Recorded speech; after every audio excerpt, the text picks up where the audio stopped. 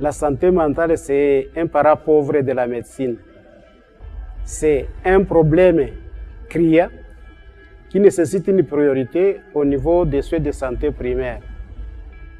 Vous savez, il n'y a que des structures spécialisées qui s'occupent de la question.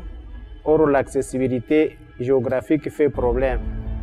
Ce qui fait que, avec tout ce que nous connaissons au niveau de la province, ça fait plus de 25 ans que nous sommes dans des conflits, ce qui a un impact négatif sur la santé mentale de la population.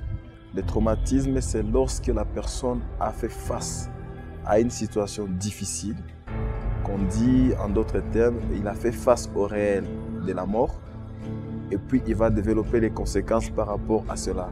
Donc, ce qu'on appelle les blessures avec effraction. Je peux dire que nous tous nous sommes exposés, parce qu'il ne suffit pas de voir un malade qui a déjà attrapé la folie pour dire que c'est un malade mental. Mais nous tous nous sommes exposés.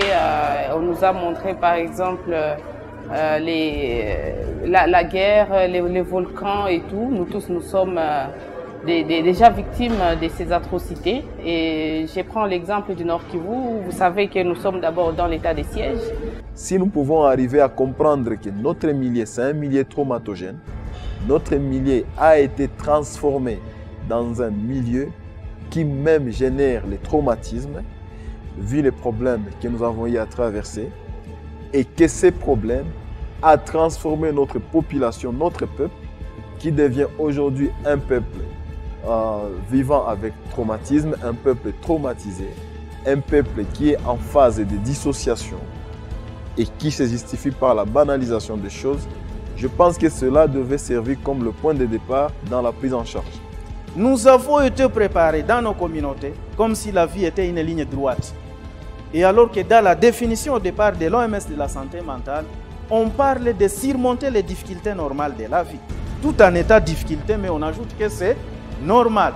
Le traumatisme, à la longue, si ce n'est pas bien géré par la personne, ça peut amener des conséquences. À la longue, si ces conséquences ne sont pas traitées, et amener la personne à devenir malade mentale.